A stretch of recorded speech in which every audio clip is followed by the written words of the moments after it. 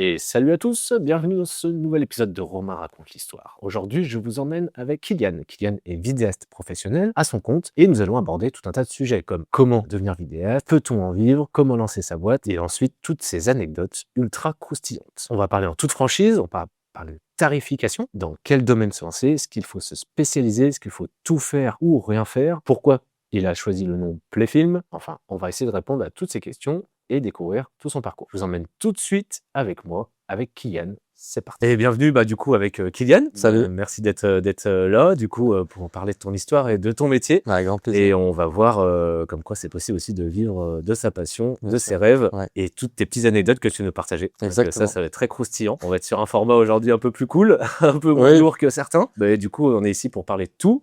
Et surtout de la vie des personnes, mais aussi de leur métier. Ouais. Donc ça peut faire découvrir des métiers. Carrément. Et surtout, quand quoi tout est possible quand on se donne les moyens. Okay. Bienvenue Kylian dans Romain raconte l'histoire. Merci en tout cas. Moi, c'est Kylian Constanzo. Du coup, je suis vidéaste chez Playfilm Productions. Donc Playfilm qui est société que j'ai montée. Ok. Donc je suis vidéaste à mon compte. Ça fait 4, même 5 ans maintenant que je vis de la vidéo. Félicitations.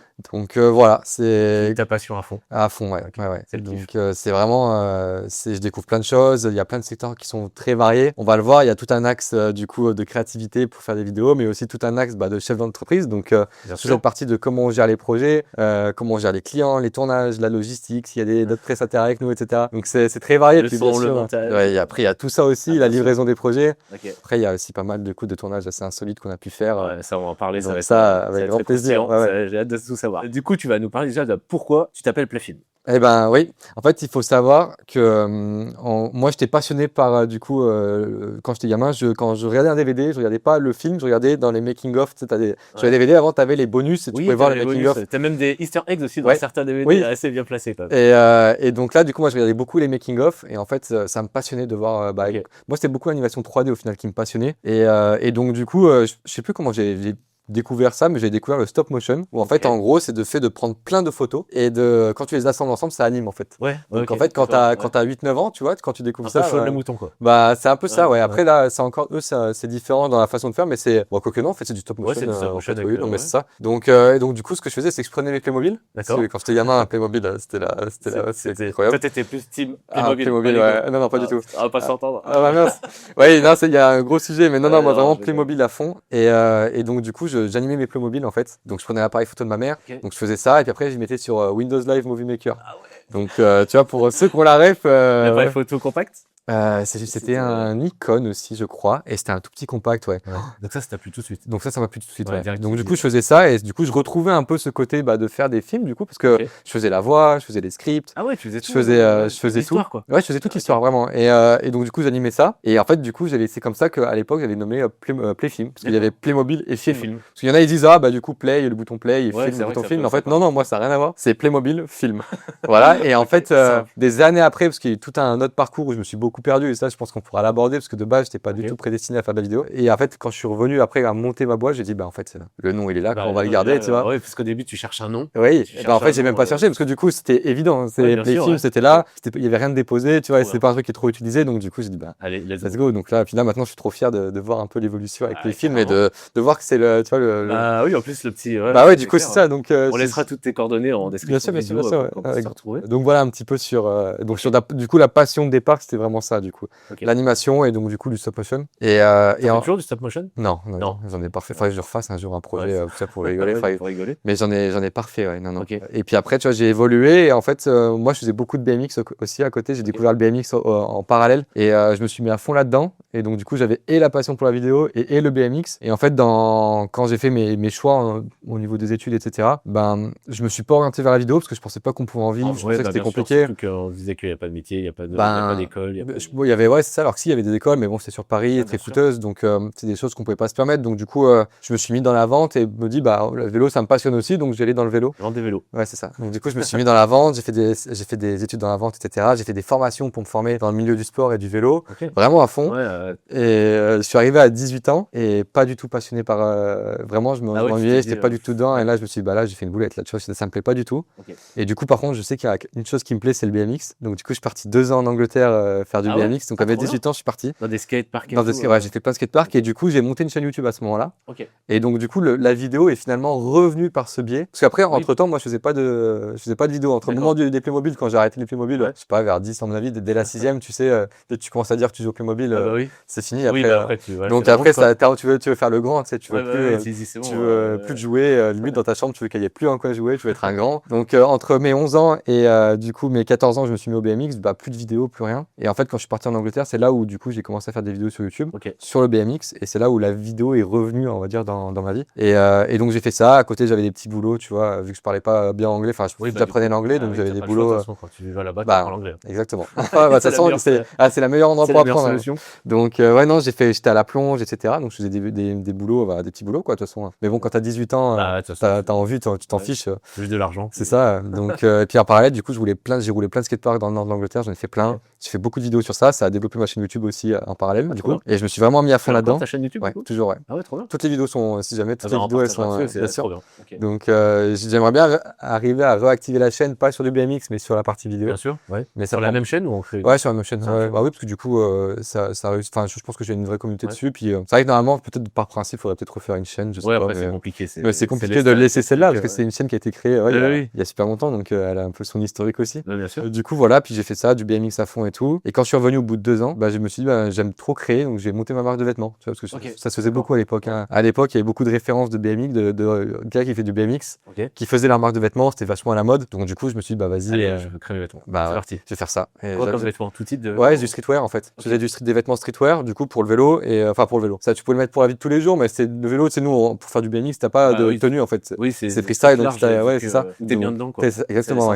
exactement. Donc du coup, j'aimais bien faire des logos dans le dos, etc. Donc j'ai fait ça. Puis à côté, du coup, je bossais aussi ici, du coup, à côté, en parallèle, j'avais un autre boulot. Donc je faisais les deux. Et en faisant des vidéos, du coup, pour la marque, c'est là où je me suis dit, mais il y a un truc là, tu vois, c'est vraiment mon truc, ça me passionne. Il y a limite plus ça qui m'intéresse que l'aventure que j'ai avec la marque à côté, quoi. Donc ça a vachement trotté, tu vois, dans ma tête, cette idée. Et donc j'ai continué la marque. En fait, après, il y a eu le Covid. Donc ça a été une catastrophe avec la marque. Ah ouais, du coup, ça tout... Ouais, ça m'a...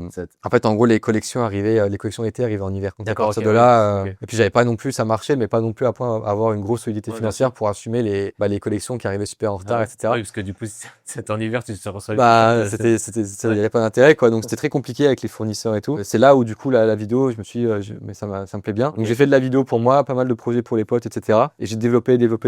Et puis après, au fur et à mesure, j'ai commencé à faire des petites prestas. Et après, j'ai commencé à... Pro et particulier ou... pour pro, ouais. Pour pro. Puis après, si, je faisais un peu du particulier, un petit peu des petits événements, genre des baby showers, des choses comme ça. Donc, mais vraiment des choses un peu genre un tel d'un ami qui me dit, tiens, ce serait cool d'avoir un petit souvenir, tu vois. Et donc, je me suis vraiment fait la main comme ça, mais j'avais plein de bases de la vidéo, du coup. En visibilité, non? Rien du tout. Ah oui, là, c'était vraiment... Là, c'était sur Facebook. Non, mais c'était ça. Hein. C'était vraiment, écoute, vas-y, t'es chaud, voilà, il y a ça. Et puis moi, je suis en mode, écoute, je m'exerce, tu vois, j'avais pas de pire. Ça, on pourra l'aborder aussi après. Quand tu débutes, tu as aussi le syndrome de l'imposteur. Ouais, bien sûr. Où tu te sens pas légitime de vendre tes prestats, etc. Donc, je suis en mode, ouais, c'est ça. Donc, du coup, j'avais dit, let's go. Et puis, au final, après, j'ai vraiment pratiqué. Puis, jusqu'à un moment où j'ai commencé, du coup, à monter Playfilm. Donc, c'était le fameux moment où, vas-y, Playfilm, ça existe. C'est auto-formé. Ouais, autodidacte à fond, ouais. Et c'est ça, du coup, qui est intéressant, c'est que de base, j'avais pas du tout le parcours pour faire ça. Je trouve il y a je sais pas si on va le souligner dans le podcast, ça va peut-être. Mais tu vois, je trouve qu'il y a un gros problème d'orientation. Bien sûr, si, on peut le souligner. Clairement, totalement. Ouais, non, mais voilà. Il faut que tu fasses ça ou ça, quoi. C'est ça. Alors, nous, en plus, c'est encore pire. Oui. Ce n'est pas si vieux que ça, mais on a quand même quelques années, mais dans la trentaine. Mais du coup, c'était encore pire. Alors, moi, je sais que j'allais au collège, concert d'orientation, t'as 12 de moyenne, tu vas là, quoi. C'est ça. Et moi, j'ai dit non, j'allais là. Non, j'allais là. Du coup, surtout dans les métiers comme la vidéo, la photo aussi. Encore pire. C'était inconnu, tu vois, ou c'était aux États-Unis. Si moi, des fois, on me disait, il faut faire une école aux États-Unis, une école d'animation, etc. Bien sûr. Oui. J'ai 16 ans. $25 000. Non, mais c'est vrai que maintenant, je pense que c'est plus connu. Donc, je pense que maintenant, on peut plus facilement s'orienter. Surtout, je pense qu'avec la démocratisation de YouTube, tout ça. Bien sûr. Et les tutos, quoi. Du coup. Je pense que j'ai commencé la vidéo à l'ère des tutos quand même. Il y avait déjà beaucoup de tutos. Et le fait que je parlais anglais, du coup, ça m'a beaucoup aidé parce que je regardais beaucoup d'Américains, etc. faire de la vidéo. Parce qu'il y avait plus de vidéastes américains qui faisaient des vidéos sur YouTube plutôt que des vidéastes français au final. Bien sûr, bien sûr. Donc le fait d'avoir appris l'anglais, ça m'a beaucoup aidé du coup à comprendre la vidéo et vraiment mettre à fond là-dedans. Mais au final, tu vois, c'est des métiers où si t'es passionné, parce qu'au final c'est une grosse passion, hein, c'est ça qui m'a poussé à continuer et au final maintenant, tu vois, faut être mordu quoi. Ouais, sinon, tu lâches tout. C'est clair, il y a tellement de choses, je trouve, auxquelles on se rend pas compte dans ces métiers-là. Même toi, à la photo, tu dois les avoir, mais toute la juste techniquement, tu vois, juste la confiance en toi, par exemple, pour te dire, tiens, j'ai tel projet, pour te sentir légitime, de dire, vas-y, moi, je peux assurer, je peux te faire ça, etc. Ouais, puis après, t'as tendance, après, le vice des réseaux, c'est que t'as tendance à te comparer, de te dire, ta merde, il fait un truc de ouf, alors qu'en fait, faut pas. Ouais, après, je pense que c'est bien d'avoir ce côté comparaison. Après, faut arriver à prendre du recul. Faut avoir ce truc de, ah oui, lui, il fait ça, donc tu vois, c'est qu'on peut encore faire mieux, mais par contre, en effet, quand même prendre du recul, de dire, bon, j'ai déjà fait ça. Je pense que c'est bien d'arriver à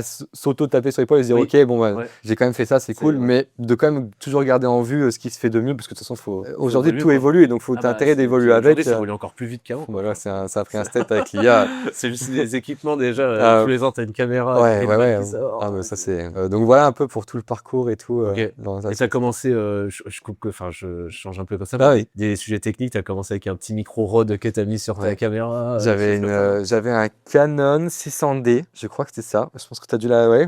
J'ai l'impression que c'est un peu la caméra universelle. Pour commencer, t'as le 600D, je crois que t'avais l'écran qui se tournait aussi, c'est ça. Donc le Canon 600D, tu vois. Gros RAW de rouge et noir là. Le MyGo, le petit RAW avec moi j'avais la bonnette qui faisait que de tomber. Alors je sais pas si c'est le courant de ce micro-là.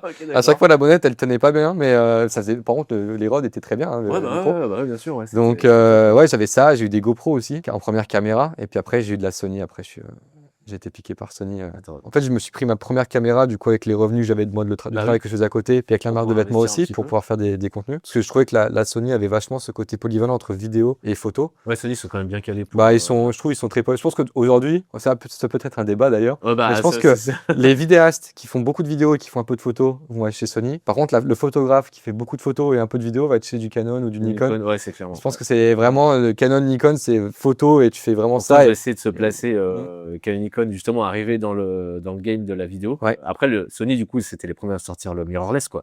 Les hybrides, et du coup, là, ils ont cartonné. Là, ça fait leur répute. Clairement, ouais. Puis c'est des petites caméras. En soi, maintenant, je dis ça, mais en soi, maintenant, tu prends les caméras, les Nikon et tout, tout le monde s'est adapté. Donc ça, c'est génial, d'ailleurs. Oui, c'est cette technologie qu'on a là, même les micros, quoi, les petits micros. Les petits micros et tout, aimanté, sans fil, qui dure toute la journée. Ça, c'est incroyable, quoi. Non, mais ça, c'est un confort. À l'époque, il fallait comme mettre le jack 3,5, le fil. Ça, malheureusement, j'ai pas connu du coup toute cette époque avant. J'aurais aimé, avoir le bon. Au moins, ça t'a formé, quoi. Mais ça m'a formé, bien sûr. Comment ça marche. Du coup, on a fait un peu le tour de comment t'as créé ta boîte un petit peu. Là, t'as un peu tout l'historique. Tout l'historique. Ok, donc maintenant, on va peut-être aller. On peut commencer par tes premiers clients pro. Tu vois, comment ça s'est passé. Bien sûr. Par exemple. Et tu t'es dit là cette fois, j'y vais. Ça y est, c'est un vrai client. Bien sûr. Et ouh là là. J'essaye de me souvenir un peu les premiers clients. Oui, je crois que c'était des associations. Je crois que le premier client c'était une association. Et pareil, c'est ça. Si on te propose un projet, du coup, c'est du réseau, parce que là, vu que j'ai fait beaucoup de choses ici, la marque de vêtements, etc. J'avais un bon petit réseau ici. Et il faut que je le précise, mais ça je l'ai même pas précisé. C'est que moi, en parallèle, la transition que j'ai fait entre j'ai un boulot, un CDI, j'ai la marque et j'ai plus de boulot, mais il me faut un revenu, c'est que je faisais livreur Uber Eats. J'étais livreur. Il y a plein de gens, je suis sûr, ils se sont dit, je t'ai déjà vu quelque part, j'étais livreur. J'ai fait ça pendant en vélo et après en trottinette électrique. Sous la pluie, sous la Et ça, j'ai fait ça. En fait, c'était la transition parce qu'il y a eu Uber qui est arrivé. C'est simple, quand Uber est arrivé, je me suis dit, let's go. Parce que du coup, ça me faisait un revenu safe avec Uber, où j'étais déjà à mon compte, j'avais déjà mes horaires, où je peux les aménager. Tu pouvais utiliser ton. Non, tu devais créer un autre numéro SIRET du coup. Non, c'est la même. Du coup, là, même encore là, j'ai toujours la même boîte. Ouais, ça crée des problèmes d'ailleurs. C'est au tout début quand c'est arrivé qu'on se disait, on peut avoir un McDo chez nous. C'est ça. Et donc, du coup, j'ai fait ça. Et en fait, ça m'a permis du coup d'avoir un revenu un peu plus fixe, mais de plus avoir de CDI. Donc, de pouvoir, quand j'ai besoin de beaucoup bosser sur la marque, de pouvoir être à fond là-dedans. T'aménages à fond. Et de pouvoir aménager mes horaires. Et en fait, ce boulot de Uber Eats m'a réapporté techniquement dans la vidéo ou quoi. Mais par contre, ça m'a apporté un réseau de fou, parce que du coup, t'étais très proche de tous les restaurateurs, en fait. Ouais, bien sûr. Oui. Et, utilises des pros. Et donc, c'est ça, Donc, premier client, c'était un restaurateur qui avait à côté une association et qui, du coup, m'a dit, quand je lui ai dit, je vais me lancer dans la vidéo, du coup, je vais réduire un peu Uber Eats, je vais me mettre à fond là-dedans. Et du coup, m'avait dit, écoute, ça peut intéresser, etc. J'ai ça, etc. Donc, les premiers clients, c'était une association. Puis après, après, j'avais fait un peu de création de logo aussi, parce que du coup, vous avez la marque, on m'avait demandé un peu de graphisme au début, Parce qu'en fait, au début, j'avais un angle je voulais faire du graphisme, de la vidéo, de la photo. Ok. Et c'est petit à petit où j'ai resserré les taux, où je me suis dit, en fait, non, il faut être bon dans un domaine. Exactement. Et il faut se focus. c'est ça. Et puis au pire, garder le reste pour du plaisir, loisir, mais ça, il faut rester focus. Ah, carrément. Sinon, puis en plus, quand tu mélanges photo, vidéo, c'est 2 univers. Ça n'a rien à voir. Ça n'a rien à voir. Et ça, mais ça, c'est un vrai sujet. Tu vois, c'est un vrai débat. Complet, hein. Parce que quand j'en parle avec d'autres vidéastes, je leur dis, mais des fois qui font de la photo aussi, je dis, mais tu peux des fois, moi ça m'arrive d'avoir des clients qui me disent, est-ce que tu peux faire quelques photos, t'es sur le tournage, quelques petites photos, etc.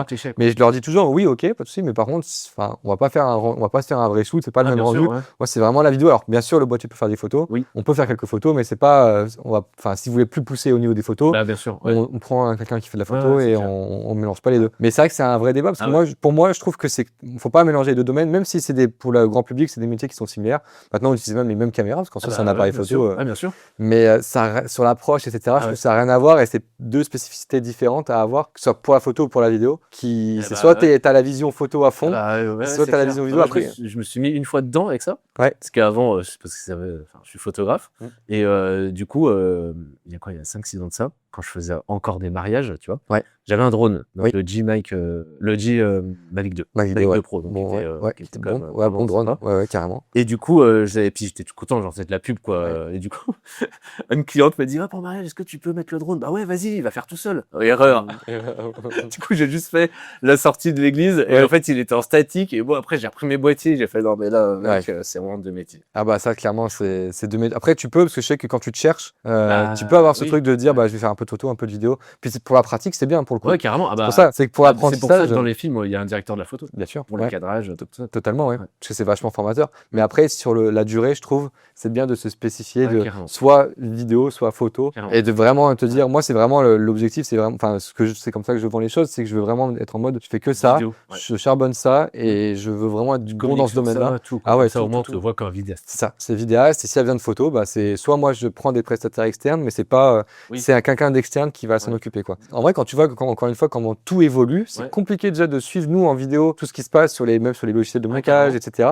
Même sur les caméras et tout, les techniques de filmer. Enfin, t'as même la manière de filmer, ça évolue aussi avec le temps. Et donc, déjà, arriver à suivre tout ça et à être bon dans ça, déjà. Si en plus, tu dois faire la même chose que la photo, c'est pareil. Tout évolue pareil, les techniques, t'as 5 choses qui évoluent. C'est clair. Donc, tu vois, tu le vois bien. Je pense que toi, avec la photo, par exemple, les iris, c'est quelque chose qui est. Bon, maintenant, c'est un petit moment, mais c'est quelque chose qui est. Au début, quand tu as fait la photo, ça n'existait pas vraiment. Et tu as dû te former là-dedans, etc. Bien donc, sûr. Tu vois, t'imagines si tu dois faire les deux dans les deux. Tu dois suivre en fait les tendances. C'est comme, tu vois, j'ai un petit exemple qui vient comme ça, comme quand tu te lances dans YouTube.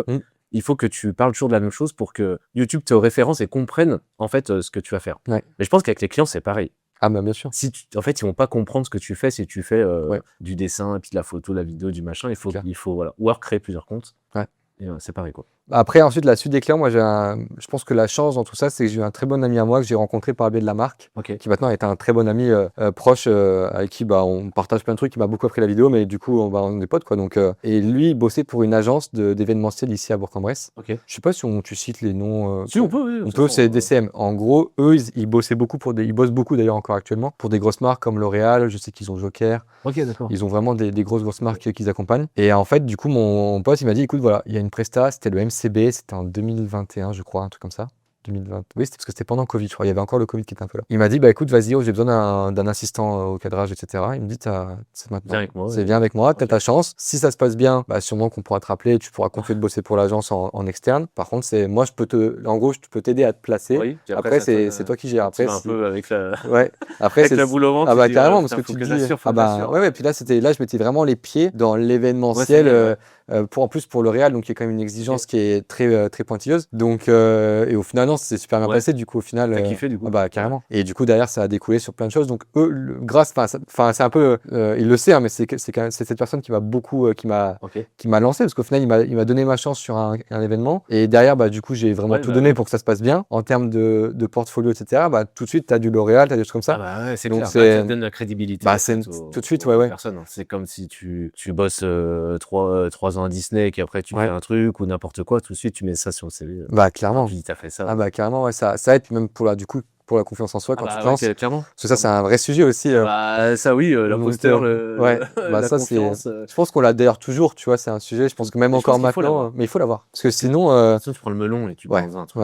Tu dis, tu te remets pas en question. C'est ça. Et pas se remettre en question, bah, c'est pas bon ça. Du coup, c'est vrai que ça permet du coup de donner un peu de confiance, de se dire ok. Et puis surtout, ça m'a permis de voir que ok, il y a un vrai métier. Enfin, tu sais, parce que quand je me suis lancé, je savais que c'était un métier, etc. Mais c'était pas encore palpable que là, quand tu es sur un événement et tu peux en vivre, c'est ça, ouais, tu te dis ce qu'il y a de la demande, de l'attente, ouais, carrément. Puis en fait, quand tu vas sur des événements comme ça, que tu vois que tu as je ne sais combien d'agences de prod, tu as je ne sais combien de vidéos dans tous les sens. Oui, tu dis, il y a un besoin. Tu te dis, il y a quelque chose. Et c'est là où, du coup, ça m'a vraiment réconcilié avec les craintes que j'avais de est-ce que. Et maintenant, c'était plutôt, voilà, faut que j'y aille, ça me passionne. Et faut y aller, quoi. Faut y aller. Donc après, j'ai démarché pas mal ici. Ok. Et, mais pas mal du réseau, du coup, donc du bouche à oreille, etc. Donc ça allait assez vite. Donc c'est quand même important de se mettre dans des réseaux. C'est important de réseauter. Après, moi, c'était pas du réseautage où je vais dans un groupe. Dans un BNI, et puis non, ouais, ça, j'ai encore. Enfin, j'en ai filmé, du coup. Ouais, mais sinon, je suis jamais rentré dedans. Pour le coup, c'est vraiment du.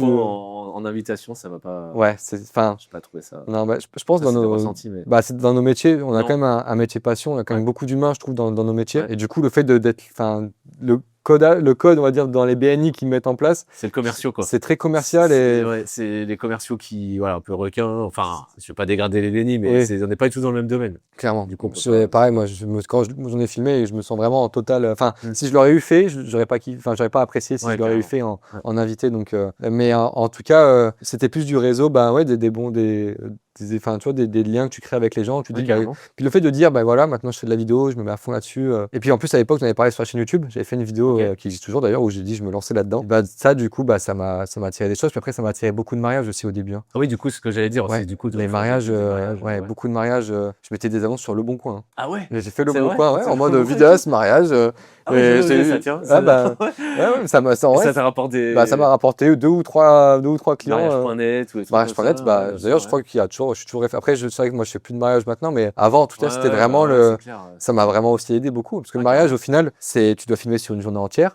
Et donc, du coup, prix du mariage, pour moi, ce serait je pense 1008, 1800 euros. Ça me paraît être la bonne tranche. Le prix d'un photographe aussi, quoi. Ouais, après, je pense que 1800, c'est un peu le prix, on va dire, bas parce qu'en soi, il y a quand même une journée entière. T'as tout le montage où t'as au moins 2-3 jours de montage, t'as des allers-retours. Tu restes dans le noir dans ta pièce, pouf. Bah ouais, tu es en mode focus. Donc tout ça forcément. Donc 1800, à la limite, je pense que quand t'es intermédiaire, tu fais un peu de mariage, mais ça reste de la première année ou la deuxième année. Et après, je pense que tu peux facilement monter sur du 2300, 2500.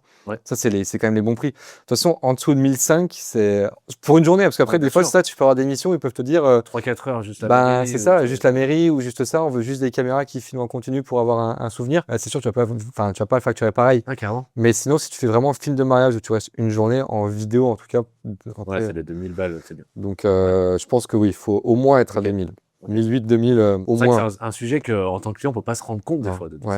La tarification, c'était un gros sujet. Moi, quand je suis arrivé sur Bourg avec la vidéo, c'était encore méconnu au final, même ici à Bourg-en-Bresse. Et c'était très compliqué d'arriver à faire comprendre déjà l'impact de la vidéo, parce que les entreprises, elles se rendaient pas vraiment compte. Ça sert à rien. Et le prix, du coup, tu sais, c'est que c'est un coût. Il y a tout le travail de préparation en amont, la partie logistique sur le tournage, et puis la partie que personne ne voit, qui est le dérush, le montage, les modifications, les effets, les transitions. Tout ça, arriver à faire quelque chose de la vidéo, qu'on ait envie d'aller dans ton commerce. Et donc ça a été très compliqué au début. Je sais que j'ai beaucoup galéré sur arriver à faire comprendre, on va dire, éduquer les entreprises avec la vidéo et à leur faire comprendre les tarifications, etc. Et cette difficulté, elle est encore plus conséquente sur les mariages où c'est du particulier, où les entreprises, en l'occurrence, peuvent avoir de la trésorerie, des fonds, des charges. Là, c'est particulier, c'est tout de leur poche. Donc, c'est déjà un mariage, traiteur, etc. Ça coûte déjà extrêmement cher. Donc, les gens, ils disaient, mais pourquoi rajouter autant Donc, c'est clair qu'il y a une grosse partie éducation. Moi, j'ai fait ça de l'éducation. Soit c'est arrivé à leur expliquer, vulgarisation. C'est ça, ouais. Donc, à expliquer le matériel, parce que c'est déjà juste le matériel, juste la carte SD, juste la mémoire. Maintenant, on fait sa mémoire, c'est encore mémoire. pire qu'avant. Ah ouais, un ou 2 ans, ça a pris. Là, j'ai des clients qui s'en rendent compte, parce que j'ai des clients où je leur envoie du coup des rushs après, et ils me disent, mais je vais acheter combien de disques durs encore? T'es pas prêt? Je dis, là, t'es là, dans un an, on évolue chaque année le matos. Nous, juste quand moi je tourne une vidéo YouTube, là, du coup, on a 3 caméras, c'est 150-200 gigas par vidéo au total. Donc ça va vite. Hein. Je sais pas si en photo, t'as ces mêmes problématiques de stockage que je pense qu'en photo. Si, plus ça va, plus, ouais, de toute façon, plus les fichiers sont lourds. Quoi. Ouais, c'est clair. Hein. Les photos, le poids des photos, le poids des photos, puis le poids des logiciels aussi. Après, quand tu traites, ça fait les copies. Ça, c'est le. C'est quand même, je dis le stockage. Et puis avec les IA maintenant qui en réclament beaucoup, ils prennent tout et du coup, le prix. Il explose, Il explose. Mais la quantité, j'ai vu qu'on peut en commander 1 par 1 ou 2 par 2. Ouais. On peut pas commander sur Amazon. En gros, tu peux acheter que 2 cartes. Ah ouais, ça tu peux pas mettre 5 ou 6 cartes, tu vois. Ok. Ils te refusaient. Parce que le stock est tellement limité que c'est au compte-goutte. Ah purée, ça pour je savais qu'il y avait des fois mais je pensais pas que c'était à ce point. Aussi sur Miss Numérique aussi, tu vois, le site Miss Numérique. Oui, carrément. Et pareil, sur certaines cartes, voilà, tu peux pas, sur les écritures rapides, que 2 cartes. C'est la loose, quoi. Ouais, tu dis, assurer à ses clients, du coup, de pouvoir stocker les projets indéfiniment. Je sais que nous, on l'a, dès le début, je le garantis, mais c'est vrai que je me rends compte que. Après, il y en a, je sais qu'ils le facturent, ce côté stockage. Ouais, bien sûr, mais moi, je pense que ça fait partie. Moi, je le facture pas et je pense que ça fait partie des. Je pense, je suis d'accord avec toi. Ça fait partie en même temps, tu fais appel à un professionnel, tu es content qu'il puisse te dire, écoute, si ton projet, tu as perdu, surtout dans les mariages, le nombre de clients qui m'ont dit, j'ai perdu le projet. J'ai tout perdu. Tu es content d'avoir ta sauvegarde et pas dire, non, moi je voulais envoyer, c'est plus mon problème. Ce serait terrible de faire ça. Après, dans le contrat, tu peux pas le mettre officiellement. Tu peux mettre juste des années, tu peux pas le mettre à vie. Ouais. Techniquement, c'est impossible. Ouais. Bon, après, c'est plus ça. Après, c'est de l'accompagnement client. C'est tout ce que tu mets en place aussi, toi, pour. Tu leur dis de sauvegarder la vidéo sur différents supports à différents endroits. Je leur dis, de bien faire attention, de mettre sur l'ordi, disque dur, après, de bien de mettre dans un endroit où c'est safe et il n'y a pas trop de. Après, le risque zéro existe pas. Moi, souvent, je recommande les clouds en ligne, des choses comme ça, un drive Google ou quelque chose comme ça. Même si moi, je serais pas serein à mettre tous mes rushs de tout le monde dessus, parce que je me dis, si demain, il y a quoi que ça, mais tu vois, pour un film de mariage ou une vidéo comme ça, carrément. Je pense que ça reste. Du coup, tu fais toujours du mariage? Non. Ouais, j'ai terminé. Fin du mariage. Là, tu vois, cette année, j'en fais un seul. C'est parce que j'ai une cliente qui va se marier, donc du coup, let's go. Mais sinon, j'en prends plus du tout. En fait, le mariage, c'est bien, mais c'est un peu tout le temps la même chose. Et moi, je suis un grand passionné d'entrepreneuriat aussi. Et je suis vraiment stimulé aussi quand je vais découvrir une entreprise où avant le tournage, je vais vraiment échanger sur l'entreprise, comment ils fonctionnent, leur histoire, etc. Bien sûr, à chaque fois, ça change. C'est ça, exactement. Et en fait, ça me passionne tellement que le mariage, j'ai moins même si tu vis un moment heureux, etc., et que tu es avec des particuliers, donc c'est plus léger, tu vois, c'est plus cool. Bien sûr. Je trouve que c'est très vite redondant et moi, ça me plaît plus vraiment. Et encore une fois, j'ai vraiment ce truc de rester focus sur un domaine. Et en l'occurrence, c'est les entreprises ou l'événementiel aussi. Et de me focus là-dessus. Et donc, tout ce qui est particulier. C'est épuisant aussi, le mariage. Les mariages aussi, c'est. Une journée complète. C'est ça.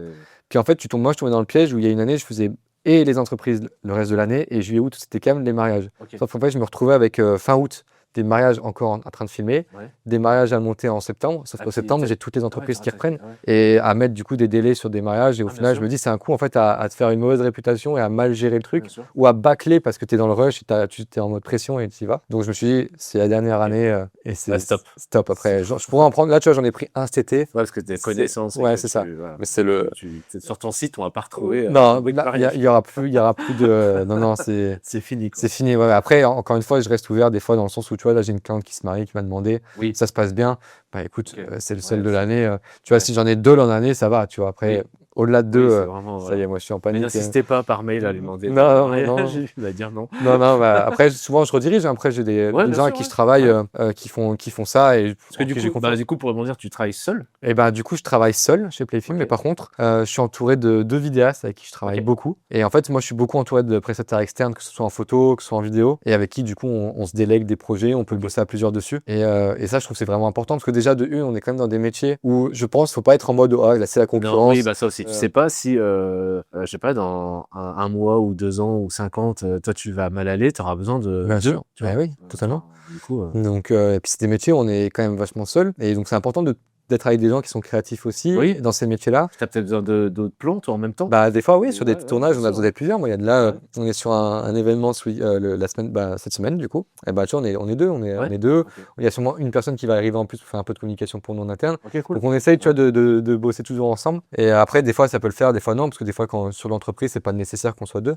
Mais sur l'événementiel, par exemple, être 2 ou 3. Donc, c'est bien parce que du coup, on a des groupes, on se partage plein de choses. Quand il y a des nouveautés, quand il y a des logiciels, des tips, il y en a qui découvrent ça, on va se le partager. en fait, on est vraiment dans l'entraide. Ah, c'est bien. On a quand même ce respect de, bah tiens, si tu bosses avec un tel, je vais pas spécialement te le démarcher. Okay. On a quand même ce respect-là entre nous. Ah, mais tu peux avoir des fois des situations où tu as trop de boulot. Oui, bah, tu délègues. Ouais.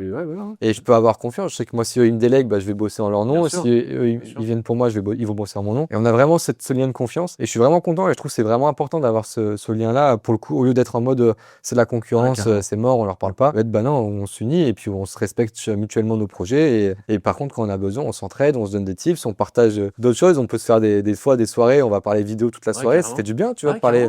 Tu peux pas en parler à ta famille, à tes amis. Après, c'est clair. C'est ça.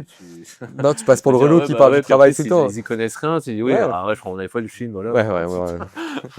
Ça, c'est le mot. C'est un autre sujet aussi. Ça, c'est le mot banni. Mais bien que je néglige pas le téléphone aujourd'hui, ça reste un outil, faut pas... Vaut mieux, enfin, du coup, je pense que le conseil que je donne, mais je pense que tu vas être d'accord avec moi, si tu commences même à faire de toutes petites créations de contenu, vaut mieux miser sur le son que sur la caméra.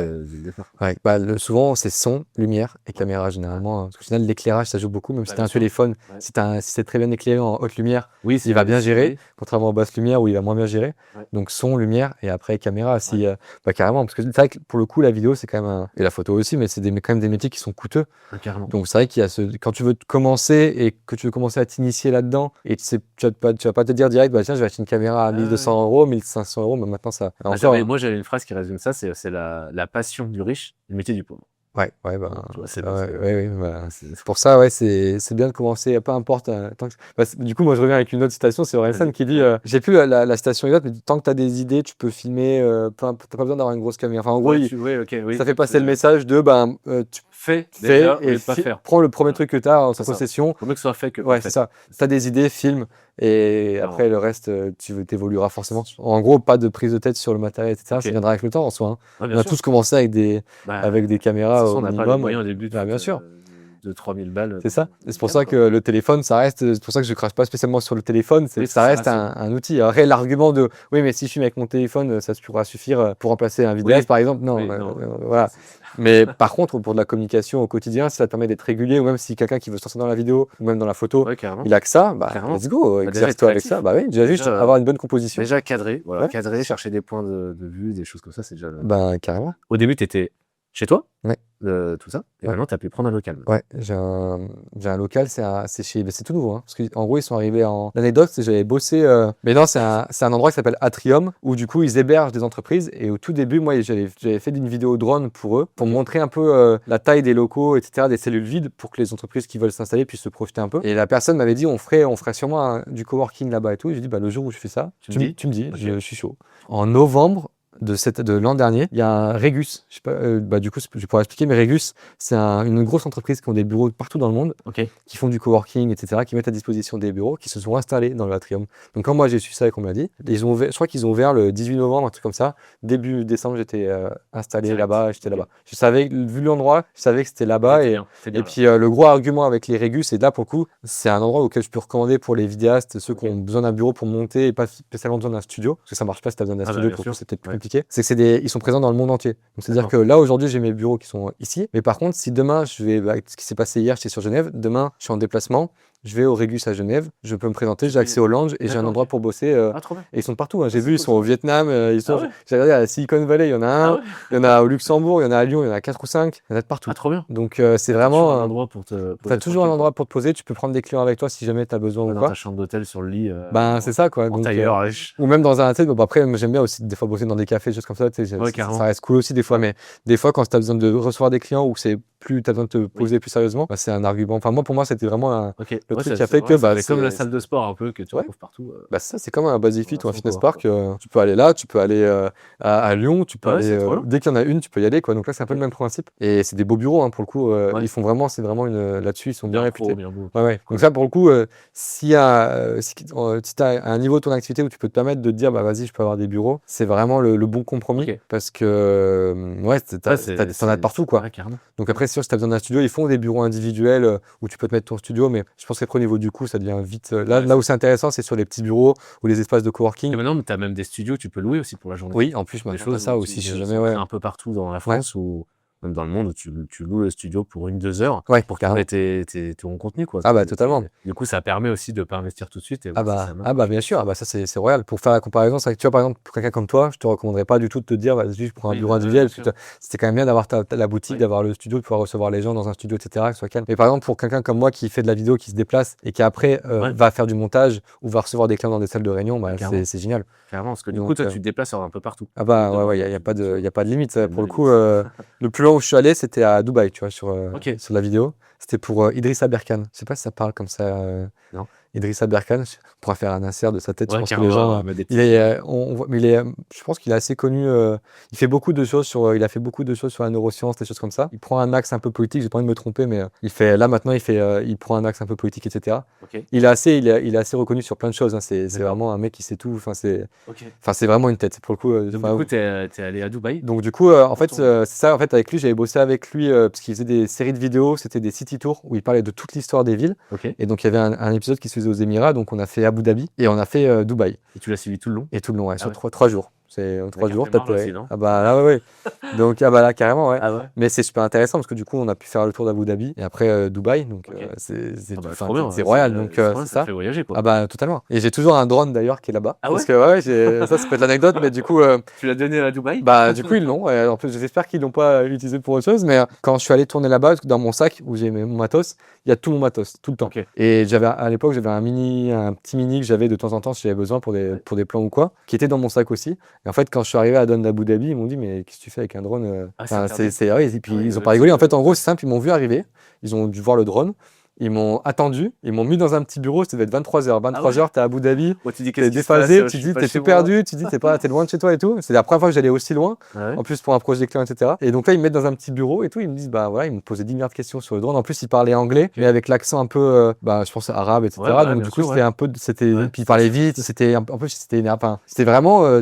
En mode énervé. C'était vraiment énervé parce qu'en fait c'est très compliqué là-bas de tourner avec des caméras, il faut des autorisations et tout.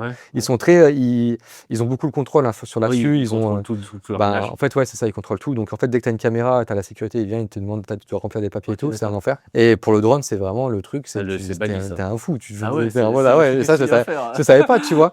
Et du coup ils m'ont pris à part, donc je leur ai expliqué que c'était dans le cadre professionnel, etc. machin. Et au final ils ont gardé le drone, ils m'ont dit faut que tu reviennes à Abu Dhabi quand tu prends ton avion au retour. Et voilà, sauf que moi mon avion retour, je ne le prenais pas à Abu Dhabi mais à Dubaï. Et je leur ai dit ouais mais je suis là que 3 jours, c'est pour un client. Ils m'ont dit mais non, soit tu prends dès que tu as ta carte d'embarquement pour revenir en France et tu le prends ici, on te donne le drone. Sauf que moi je partais à Dubaï, en fait je partais de. Est-ce que tu as laissé Donc du coup j'ai pas eu le choix parce qu'en plus on n'avait pas beaucoup. Enfin moi j'avais pas le temps. Le client il avait quand même des attentes, donc je peux pas dire bah attends on va bloquer une journée, je vais faire un aller-retour à Abu Dhabi. Enfin tu vois, c'est pas Abu Dhabi Dubaï, c'est pas très long mais. Ouais mais bon il faut quand même prendre un billet. C'est ça ouais, donc puis moi je savais pas, donc j'ai dit. En plus ils voulaient vraiment que j'embarque. C'est pas j'allais là-bas le récupérer et après je pouvais embarquer à Dubaï. Ils voulaient vraiment que dès que je suis dans le vol retour, je remettais le drone et pas avant. Au revoir. Mais pas avant. Aucune option. Donc je leur ai dit mais vous pouvez pas faire un transfert du drone et tout. Ils ont dit mais en gros ils m'ont fait comprendre mais qu'est-ce qu'on va faire avec un mini drone comme ça. Donc ils m'ont dit si tu reviens à Abu Dhabi d'ici 1 an, du coup je suis bien revenu. Il y a un drone qui est là-bas. Peut-être dans 10 ans tu y retourneras, tu dis ouais, je pense que pour la blague, je pense qu'un jour le jour où j'ai prévu d'y retourner, je pense que j'irai les voir. T'as des papiers, t'as quelque chose? Ouais, j'ai un papier. Faudrait que je le retrouve, je te le prenne en photo. Mais j'ai un papier de tout en arabe avec un gros papier avec des trucs rouges là en mode. Parce qu'une fois moi j'ai pris un avion avec un drone, avec mon drone Mavic 2. Et du coup fallait que j'achète aussi des pochettes spéciales pour les batteries. Ah oui, ouais. Parce que c'était au lithium. Ah bah ouais, pour le coup moi je m'en soude généralement. Mais oui, normalement tu dois faire attention à ça. Ça pour le coup ouais. Ça c'est encore maintenant, c'est à chaque fois. Et du coup on va parler tout de suite de cette anecdote, je trouve ça incroyable. Du coup t'as fait le montage. Quand on va vous mettre ça, vous allez l'avoir en tête toute la journée. Je m'en excuse, mais c'est trop fort. Je te laisse raconter. Il y a le mot croissant et kiwi dedans. C'est une chanson et c'est sur Incroyable Talent. Oui, j'ai fait le montage pour David, fils de Momon. En fait, j'ai mangé un croissant. Ouais, c'est ça. J'ai vu le montage. Alors, du coup, je suis peut-être inculte. Je connaissais pas. Du coup, avant que tu le dises, je connaissais pas. J'avais jamais, enfin, j'étais tombé une fois dessus, mais pas Ouais, tant énorme. mieux, Du coup, bah, j'ai regardé le montage et tout. Je Ouais. suis ah ouais, ça Bah, me fait plaisir ça. ouais, mais en fait, alors c'était un gros. Finalement, ce projet-là, de base, c'était une personne qui m'avait fait bosser sur des clips, justement, Ok. qui m'avait fait bosser sur des clips. Et d'ailleurs, c'est là où je me suis rendu compte que les clips, c'est encore un autre style et pour le coup, ça m'intéresse pas spécialement avec ce que je fais avec les pros. Donc, du coup, je me suis dit, bon, bah, grâce à lui, je sais que je vais pas aller chez les clips. Mais un jour, il m'a dit, écoute, là, c'est un autre projet. J'ai un mec que j'ai rentré, c'est David. Voilà, regarde ce qu'il fait et tout. Voilà, David, quoi. voilà, c'est David. Il faisait déjà des vidéos. Il faisait déjà des vidéos, ouais, il a déjà je crois qu'il avait déjà un peu de Ouais, notoriété. devant son ordi, là. Ah ouais, il 300, quoi. avait déjà un peu de notoriété. Du coup, il a dit, bah voilà, je bosse pour lui et tout. Parce que là, cette personne en question, qui est Nérode, il va se reconnaître s'il regarde l'interview, mais je pense qu'il a un côté, il a un côté très sérieux et très bon dans son domaine. Lui, il fait de tout ce qui est instrumental, etc. Ok. Et puis, il fait un peu de management aussi. Et il est très bon là-dedans. Tout ce qui est dans le milieu de la musique, il est très très bon. Mais il a un côté aussi très délire. Et même lui, il fait des sons dans le délire et tout. Le délire de David, il est dedans à 1000%. Ok. Et donc, du coup, je pense pour le fun, il a voulu bosser avec lui. Donc, c'est lui qui a fait toute la musique, les instruments, les machins, Ah c'est ouais, tout. En gros, David, il a posé les paroles, etc. Mais tout le. C'est pas lui qui C'est a. pas lui qui a ok, fait ouais, il avait un beatmaker du coup qui était Nérode. Et donc du coup il m'a dit écoute voilà j'ai ça, est-ce que ça t'intéresse et tout. Et au final ça a été une expérience de fou parce que en fait il fallait que je maîtrise du coup c'était que du motion design, Ouais. que de l'animation etc. Et j'ai jamais su faire ça, tu vois, j'ai jamais Ouais, fait ça. ok. Et en fait j'ai dit bah let's go. Et en fait j'ai dû apprendre à maîtriser, j'ai tout fait sur After Effects. Ok. Donc en fait j'ai appris à maîtriser le logiciel After Effects, j'ai passé un temps fou sur les clips et j'ai appris à maîtriser After Effects comme ça. Et en plus c'était dur parce que il fallait que ça soit kitsch mais bien fait. Donc, tu vois, la consigne, c'est dans un truc déjà. quand on va voir le clip, t'as plein de choses qui sont volontairement un peu. Tu sens que c'est un truc kitsch, tu sais, un clip pas travaillé, etc. Ouais. Mais en fait, t'as eu plein de travail juste Quand pour même, faire ce rendu. pas bien, quoi. Et c'était linéaire. Mais du coup, ouais, du coup, j'ai fait ça. J'ai mangé un croissant qui a tourné partout. Je crois que c'est le plus gros carton. Ah ben, laisse tomber. Je sais plus combien de millions de vues le clip qu'il a fait.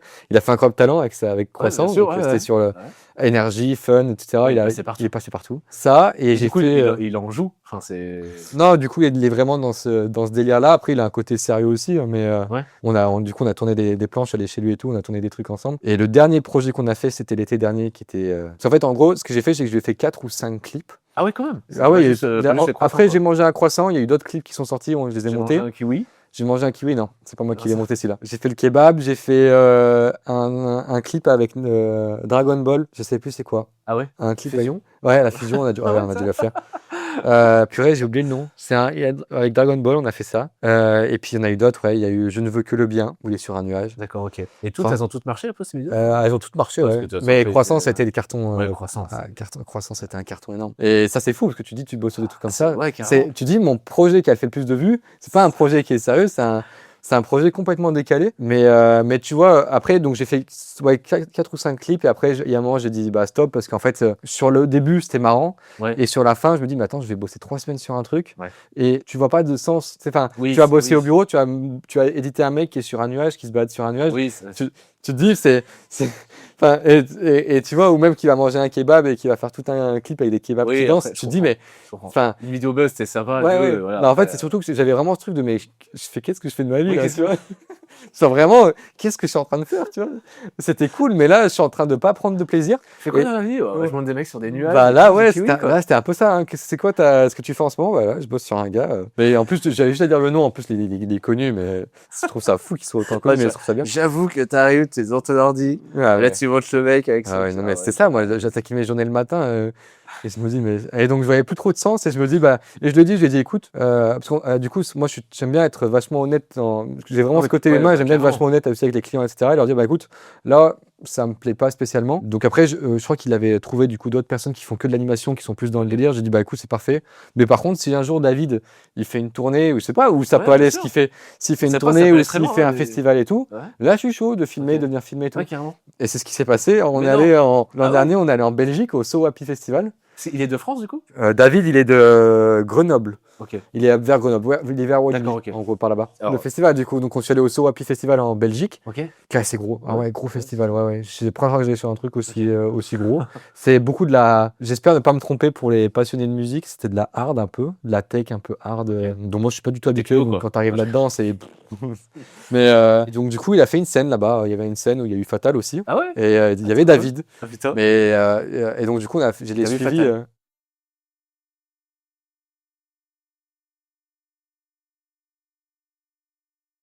donc j'ai accompagné David, etc. Donc on a fait un vlog. Il voulait vraiment faire un vlog sur tout ça. Donc du coup, je l'ai suivi pendant 3 jours, 3-4 jours là-bas, au Sowapi, en Belgique. Et donc, du coup, on a filmé plein de trucs. Il y avait beaucoup de rencontres avec du coup, parce qu'il y avait plein de gens qui sont fans.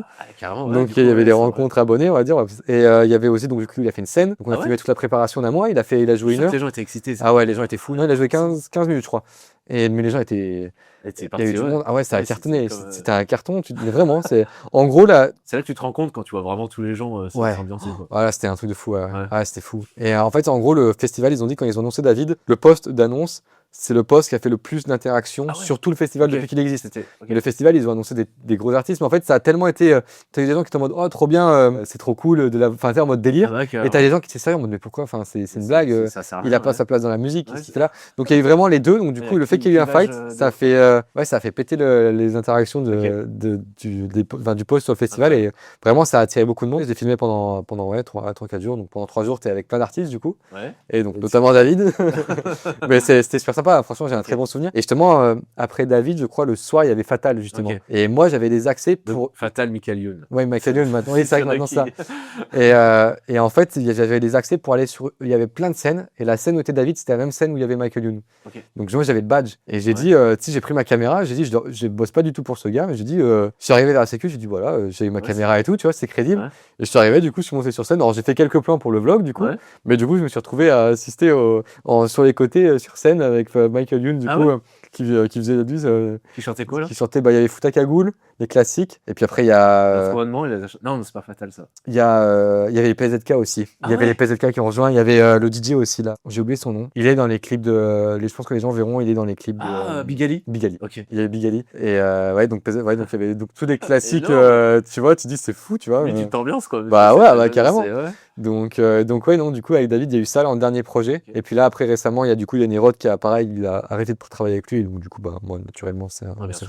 Mais il m'envoie encore des trucs. J'ai encore des. Ah ouais? En vrai, je pense que je peux partager des exclus, mais j'ai encore il m'envoie des DM. Et en fait, du coup, il y a la conve avec. Je sais pas si la caméra, on verra bien. Il y a la conve avec David, où il m'envoie les vidéos qu'il fait encore, puis il m'envoie des vocales. Les applications qu'il a développées. Je les utilise pour mes vidéos, c'est marrant. Voilà. Donc, il est drôle en plus. Il est à fond dans son truc. Donc bref, voilà, c'est une anecdote. Bon, David, voilà, c'est improbable. Et ça, j'ai mis beaucoup de temps à en parler. Il y a plein de gens qui l'ont découvert avec le temps où je leur ai dit, je bossais ces clips là, c'est moi qui l'ai fait. Ça n'a pas fait le. Bah non, parce que c'était pas, je voulais pas non plus me lancer là-dedans et faire trop de pub là-dedans. Parce qu'après, ça peut faire effet boule de neige. Bah ouais, c'est ça. J'ai pas envie non plus de. Là, c'était David, c'était bien pour le délire. Puis moi, ça me permettait d'apprendre à maîtriser After Effects, qui était pour le coup, qui était un logiciel qui est assez lourd. Donc, mais sinon, je veux pas. Donc, du coup, et puis même, je me suis dit, mais pour l'image, moi derrière, vu que je bosse avec des entreprises en parallèle, je voulais pas que ça détache ou que ça m'enlève de la crédibilité. Donc, du coup, j'ai pas du tout partagé. Maintenant, je le partage. Maintenant, c'est ok. Puis maintenant, pour le coup, c'était l'anecdote, etc. Mais c'est vrai qu'avant, j'avais pas honte, mais je voulais pas. C'était pas ton. Pourtant, c'est mentionné dans les clips de croissant et tout, t'as marqué les films, etc. Mais ça t'a rapporté des contacts? Non, je crois pas. Je suis en train de me souvenir. Non, je crois pas que ça m'a rapporté des. Non, ça va pas. C'est un bon exemple à dire parce que du coup, il y a, je sais pas, 6 millions de vues. T'es crédité. Et la visibilité, non, zéro. Et du coup, quand on vous dit payer en visibilité, non. Ça marche pas. Ça marche pas. Encore plus maintenant. Des fois, il y a encore des clients qui me disent, écoute, là, si tu veux, on peut te mettre en collab. Maintenant qu'elle est collab, on peut te mettre en collab et tout. Et je leur dis, mais en fait, moi, la collab, je vais rien en faire de la collab. Enfin, c'est cool si je suis en collab, ça va me faire du contenu, mais les gens vont pas aller voir, c'est Playfilm. Alors, des fois, ça peut arriver, les entreprises, c'est encore différent parce que des fois, quand tu filmes de l'événement d'entreprise, t'as un tel qui va te voir, qui va même pas voir ton travail, qui dit, attends, mais si lui te fait confiance, tiens, je te donne ma carte et vas-y. Mais dans des vidéos qui sont sur les réseaux pour d'autres projets plus artistiques, les gens peut-être peuvent regarder par curiosité. Ou alors, et puis ils vont même pas te mentionner, rien. Ou il y a ça aussi, tu vois, mais ça c'est encore autre chose. Obligatoire la crédit. Ouais, mais ça c'est encore autre chose. Ou alors, vaut mieux, si vous voulez partir pour la vidéo, je pense, c'est un mois au troc, tu vois. Par exemple, tu filmes une entreprise, elle va te faire ça, et toi, en contrepartie, tu faire ça. Ça, c'est plus légitime déjà. Ah oui, à la limite, oui. Voilà. Oui, des fois, c'est ce que j'ai eu. Là, je mets en place des trucs comme ça récemment aussi pour faire de nouvelles choses. Mais et encore, même ça, c'est rare. Maintenant, j'essaie toujours enfin, en tout cas, maintenant, de comment je travaille, maintenant, il y a toujours un budget derrière. Ou des fois, ça peut être pour aider. Tu vois, encore une fois, dans le réseau que j'ai de vidéastes, des fois, on va s'aider. Donc là, c'est encore autre chose. Mais sinon, parce que maintenant, même pour les clients qui te payes un service, c'est même mal vu de te dire, bah non, bah eux, je leur fais pas payer parce qu'ils m'offrent ça, mais oui, mais c'est tout le monde pareil, tout quoi. le monde pareil, tu vois. On peut être mentionné sur des clips qui font 6 millions de vues. Oui, mais du coup, ça rapporte rien. Ça rapporte rien. Les gens, en plus, même moi, tu vois, personne savait que j'ai fait tout dans tous mes potes et tout qui ont vu le clip. Il y a personne qui a su que je le faisais. Alors pourtant, je suis crédité dans les, enfin, on me voit, quoi. Donc, tu vois, c'est que, voilà. C'est le métier ingrat, de toute façon, où t'es derrière. C'est ça. Après, moi, ça me va d'être un peu dans l'ombre parce que justement, ça me permet derrière de faire du contenu où je me présente le métier, moi, sur les réseaux, etc. Mais ça me va d'avoir ce côté un peu dans l'ombre aussi, de faire ça, enfin, de pas être spécialement mis en avant. La seule chose, c'est que l'argument client qu'on peut te dire des fois, mais t'inquiète, je te partage sur mes réseaux, j'ai 30 000 abonnés, 100 000 abonnés, ça vaut rien. Non, pour nous, ça vaut rien. Et ça, et en plus, je crois que le métier d'influenceur est en perdition. En fait, ça commence assez à s'essouffler, quoi. Bah oui, après, il y a eu tellement de dérives que c'est difficile de faire confiance, sauf si tu as quelqu'un qui est bon dans son domaine. C'est ça. Mais nous, dans la photo et dans la vidéo, tu peux avoir des gens qui sont très bons dans le domaine. Ils vont te dire, bah tiens, telle caméra, je l'ai testée, elle est bien, tu vas la prendre. Mais... non, mais ça, oui, du vrai test, mais vendre du produit. Bah, en fait, dans l'influence de niche, comme nous, photo, vidéo, je pense que ça peut encore être impactant, mais après, dans l'influence grand public général, je pense que non. Il y a eu trop de dérives, il y a trop de... Puis encore maintenant, il y a encore trop de... Il faut tout et n'importe quoi. L'eau du bain. C'est n'importe quoi. Non, mais... Les faux livres. Il y a eu plein de... Les livres qui sont plus chers des livres. Mais oui, mais ça a marché en plus. C'est ça qui Donc, c'est qu'il y a de la demande. Il y a l'offre et la demande. C'est que du marketing. Du coup, après, ce que j'aimerais revenir un petit peu, c'était pour qu'on comprenne un peu ton métier de vidéaste. Donc, toi, ton métier, là, tu dis que tu es vidéaste. Vidéaste. Une journée type, un peu. Je sais que tu n'as pas de journée type. Maintenant, un peu ton quotidien. Souvent, moi, j'aime bien avoir le matin pour un peu le classique, lire les mails, faire un point sur les tournages qu'ils vont avoir, etc. Faire tout gérer un peu la logistique sur les prochains tournages. Oui, ça, c'est... on veut qu'on aille autant dans le détail. Non, c'est bon. Mais ouais, non, du coup, donc c'est beaucoup de la gestion un peu mail, etc. Souvent, j'aime bien. Puis après, souvent, moi, le matin, c'est là où je suis le plus productif. Donc, souvent, le matin, j'aime bien caler du montage. Ok, d'accord. Sur le papier. Parce qu'après, il y a la réalité où, en fait, non, parce qu'il y a un tel qui est dispo là et t'as pas le choix. Donc, tiens, viens, je vais t'interviewer. Bah oui, non, mais ça me va. Je suis très content. Non, je suis très content de faire la table. Non, c'est pas pour le coup, mais c'est vrai que souvent le matin, on a plus la tête un peu. C'est conseillé. Moi, souvent, le montage, j'aime beaucoup le faire le matin. Et après, l'après-midi, le dédié au rendez-vous, au tournage. Mais après, encore une fois, ça varie tout le temps. Tu vois, là, ce matin, j'étais en train de filmer un mec qui nettoyait des panneaux solaires sur un toit. Là, on fait ici.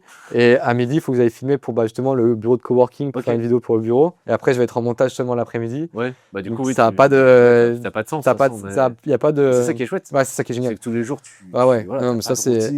Ça, c'est le gros point fort, c'est je vois plein de secteurs, puis moi, je m'intéresse beaucoup à tous ces secteurs-là. Je peux travailler dans l'automobile, dans tout ce qui est camion, tout ce qui est la beauté, dans l'événement, et tatouage aussi. Un salon de tatouage. Ouais, tatou, etc. Ça, c'est trop bien. Tout ce qui est comme ça peut être de la restauration. La dernière vidéo, il dit, là, j'ai fini à 2h du matin. On teste des formats, tu vois. En plus, on teste des formats, on teste des choses, donc c'est trop bien. Et puis le format, j'ai bien aimé où il sait pas qui est filmé. Oui, c'est Arnaud. Il sait pas qui est filmé, et du coup, il dit, salut, merde, c'est ma gueule. Ouais, clairement. C'est trop cool. C'est ça, non, mais c'est pour ça, on teste des formats. Donc, tout ce qui est tatou, c'est très varié en fait. Là, j'ai pu filmer, ça, je pense, c'est une anecdote du coup que je peux raconter aussi. Vas-y. C'est que j'ai filmé dans un bloc opératoire aussi. Trop bien. J'avais fait une vidéo pour l'hôpital qui est ici. Et en fait, ils avaient besoin de mettre en avant une technique qu'ils font en interne.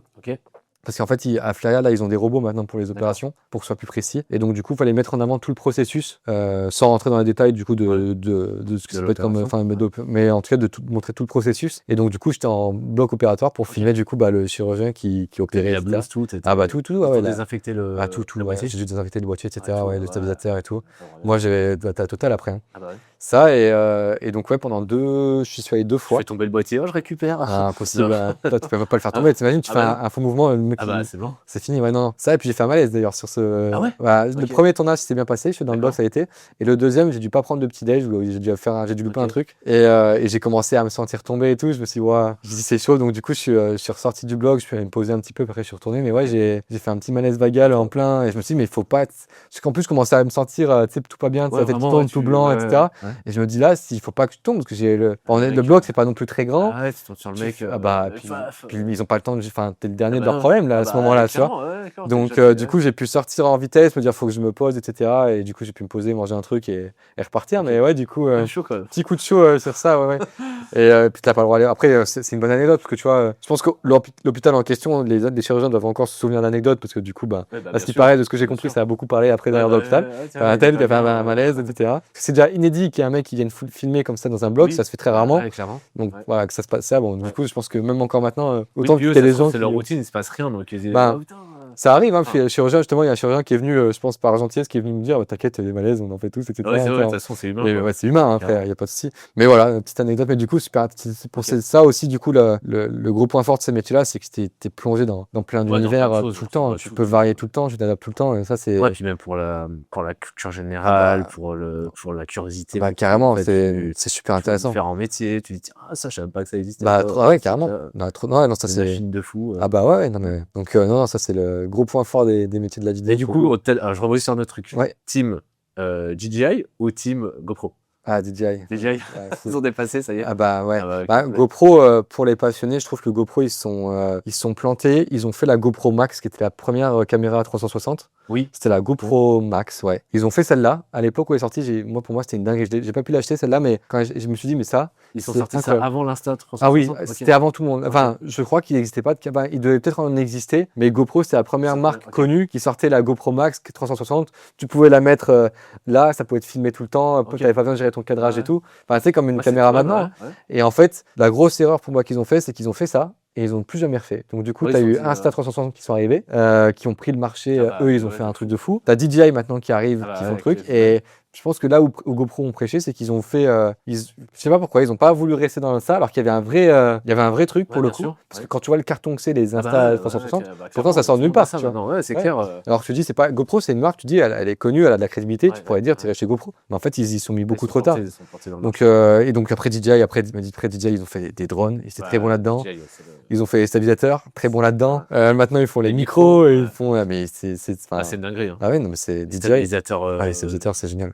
Ouais. Bah, nous, c'est tous les vidéastes. Avant, tu avais les crânes. Ouais. Aussi. Ouais, mais c'est pareil, ils sont dépassés aussi. Ouais, bah, je sais pas si ça s'utilise encore. C'est une communication dingue. C'est le Apple du. Bah, c'est le Apple en soi. Ouais. Je me demande d'ailleurs si, je suis curieux, d'ailleurs, c'est une vraie question, mais je suis curieux de voir s'ils n'ont pas fait, parce que quand tu vas sur le site de DJI, il est fait de la même manière que le site d'Apple. Ouais. C'est vraiment, du copier-coller, et puis en plus, je crois que. Les emballages aussi. Ouais, les emballages et tout. Filmé, t'as le petit. Donc, je pense qu'il y a un peu après, vu que c'est une entreprise japonaise ou chinoise, je sais pas. C'est chinois. C'est chinois. Donc, je pense qu'à mon avis, il y a un peu de l'Amérique qui sont. C'est un peu des Américains. Il y a de l'influence Apple américaine dans chez DJI, c'est sûr. Donc, et du coup, maintenant, je vais revenir au métier de vidéaste. Ouais. Prenons l'exemple de, je pense, des centaines, des milliers de personnes veulent se lancer dans ce métier. Ouais. Tu vois, le premier conseil, peut-être ou quelques conseils comme ça que tu vas dire, les erreurs que tu as faites, par exemple, ce que tu aurais aimé qu'on te dise quand tu t'es lancé, des choses comme ça. Si tu as des conseils à donner à ceux qui nous écoutent, qui nous regardent. Je pense que le premier conseil, c'est de pratiquer, pas trop vouloir se buter à faire que de la théorie, à faire des formations, ça peut être bien de le faire. Du tuto. Mais c'est la pratique. Pour moi, c'est la pratique qui est faut pratiquer en fait. Peu importe quand on revient sur la caméra, mais peu importe la caméra, juste pratiquer les cadrages, etc., s'entraîner.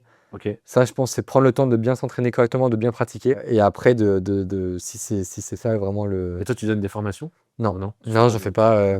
J'aimerais en faire peut-être pas à l'avenir, mais je suis pas fermé à l'idée. Mais pour l'instant, non, c'est pas. Il y en a qui donnent comme des workshops, des choses. Il y a beaucoup de vidéastes qui donnent des workshops et tout. Moi, j'en ai suivi des workshops de vidéastes et c'est intéressant pour le coup. Je pense que c'est important, mais il faut pas se baser que sur ça parce que souvent le terrain est encore des fois tu vas vivre des problématiques qui sont totalement différentes. Et après, les conseils pour pas faire d'erreurs, moi je dirais que au contraire, faut faire des erreurs parce que de toute façon, t'apprends 2 fois plus vite quand t'en fais que t'en fais pas. Après, le gros conseil que je peux donner, c'est d'arriver à être flexible et à toujours proposer des solutions. C'est vraiment d'être force de proposition. Quand demain tu fais une erreur, ça peut arriver.